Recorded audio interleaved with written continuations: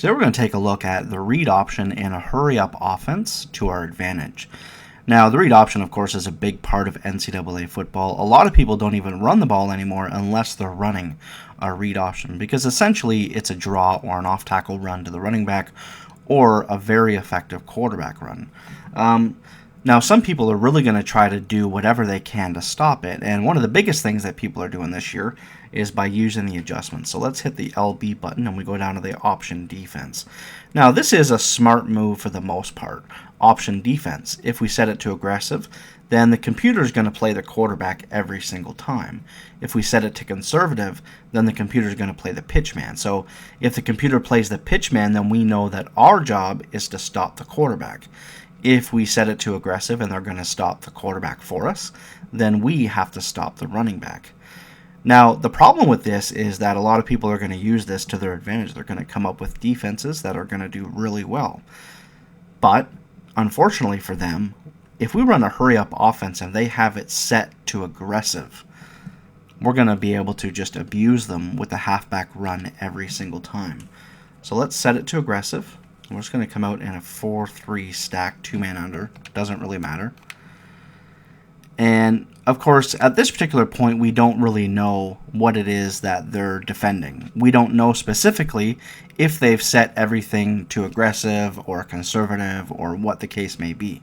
So we just run the first play, and we see that he's trying to stop the quarterback, so we just hand it off to the running back. Now we run a hurry-up offense, okay, and we're still not sure. We're kind of just wondering.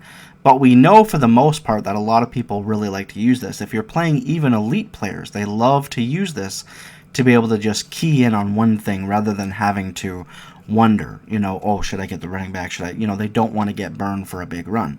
So we run the hurry up offense.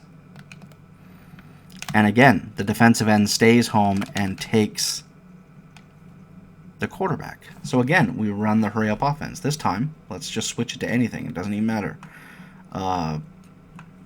Let's say whatever. It doesn't really matter. Cover 6 out of nickel normal. The play, doesn't really mean that much. So now we're running the read option again. Again, the quarterback stays home. Now, why is this? Well, it's because they've set their assignments to take care of the quarterback by the CPU. So anytime we're running the hurry up offense, they cannot change this. So now we know that all we need to do every single time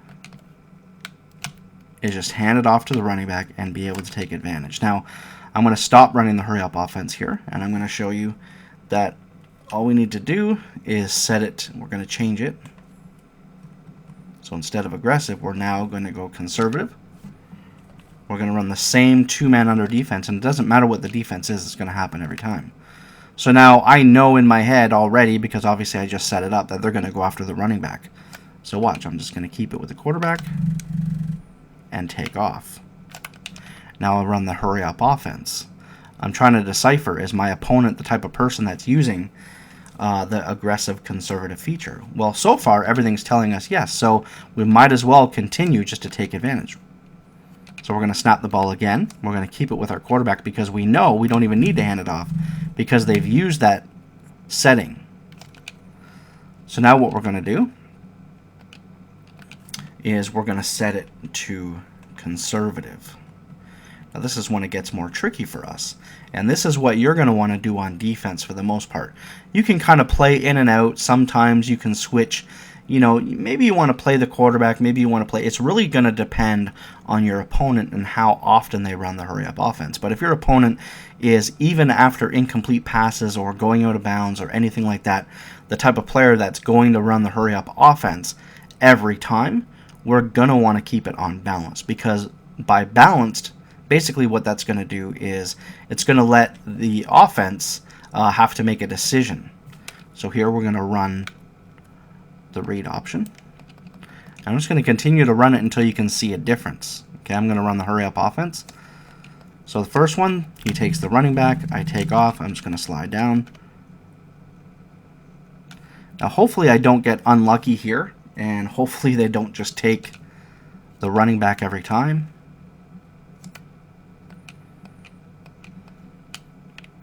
So here, see, he didn't take the running back. I ran the hurry up offense. The first time he took the running back. The second time, he took the quarterback. So again, if our opponent is running the read option against us, we're going to have to come up more with a defensive play rather than taking advantage of the assignment, because we're just going to get absolutely torched on the ground if we allow our opponent to know that we're going to be going after the quarterback or the running back every time, and they're just going to be running the ball nonstop, hurry up offense. So just make sure that you're very careful. I definitely suggest maybe mixing it up to start the game, or just start the game unbalanced and go from there. But once you figure an opponent out, either take advantage of that on offense or make sure that you don't get caught on defense. You guys have a good one. I'll see you next time, and don't forget to subscribe.